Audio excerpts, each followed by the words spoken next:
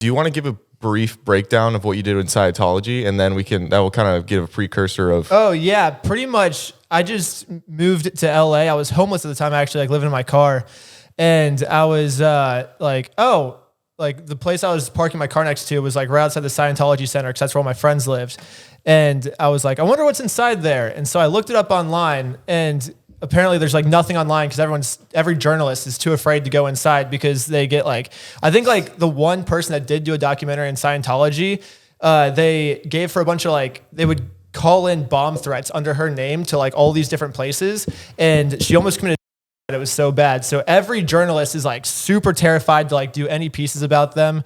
And I was like, do they have a hit out on you? Probably, yeah. I think they do. Yeah, they don't like Ben. I'm so glad we were able to get you before you died, you know? And so, yeah, I mean, I was actually a little worried about Scientology for a little bit because, yeah, they can just like kill you and like no one will ever know. Like they have the money to cover it up. But I think they have even like, I think like they're the biggest intelligence agency besides the CIA or something. I don't know, like secret intelligence agency, but so they can cover up a murder easy peasy. But I basically just went in with like spy cameras. I was like, I'm just going to show people what's going on inside. And if it's good, I'll show the good things. If it's bad, I'll show the bad things. And turns out it's all pretty much bad. It's all just brainwashing and bad. And then once we came up with this stuff, people were like, oh, now we can finally see what's going on inside. Like, and there's like visual proof. And then Scientology didn't like it. So then part of the series is like exposing them. And then the other half of the series is always like how they retaliate. So in this example, they tried suing me for like $1 million or something. And then, but you were living out of your car, so they realized that you didn't have the $1 million. Well, what I did is I made my own religion called Scientology Sucks. Approved by the IRS. And so if you look up Scientology Sucks in like the IRS like documents, it's a legitimate religion that the United States recognizes. And they couldn't get us for like, I think they were trying to get us for like a what's it called? Defamation. Yeah, they were trying to get me on like defamation, but no longer is it defamation because it's what I believe in now. So I believe that Scientology sucks. And so that is my religion. I have the right to believe that.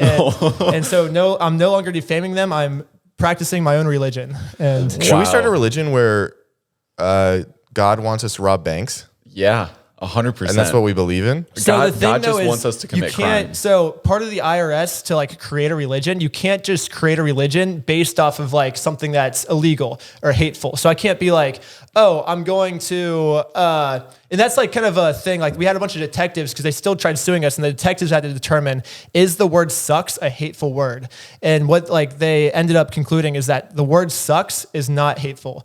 And like no, hateful, I mean, Jared loves getting sucked. Don't you, Jared? Shut up. But it has to be hateful to an extent where it causes the other person to have emotional and physical reaction, if that makes sense. So if you go up and say, you suck to the average person, they're probably just going to laugh at you, if that makes sense. So that's how we got away with it pretty much. Have you ever seen Nathan For You? Yeah, I love that show. Oh, it fully reminds me of Ben. That was fully like a Nathan For You skit right there. Just like, he's like, I'm getting sued for defamation, so I created my own religion. Like, that's incredible. How many members do you have? So our launch day was March 14th of 2020. And guess what happened March 14th of 2020? What? That's the day everything got shut down for COVID. Okay. And so it's your fault. And yeah, also a little backstory I forgot. So our religion, they were really mad. We believe in partying, if that makes sense. So our church services, you have to have a legal congregation, like a meetup. So we're like, oh, let's just party. Like let's get everyone tax exempt to party. And then that's when like, okay, social distancing, like let's not be so, everyone stay away from each other. So we're like, gosh, dang it. So maybe now that COVID's ending, we actually threw our first church service the other day. We got a giant like house that's going to be demolished, and we threw our like a raging party the day before the house got demolished. So it's like no rules because the house gets demolished tomorrow no matter what. So you guys are just busting it down to Tatiana illegally. Yeah. And the IRS approved. religiously busting it down to Tatiana.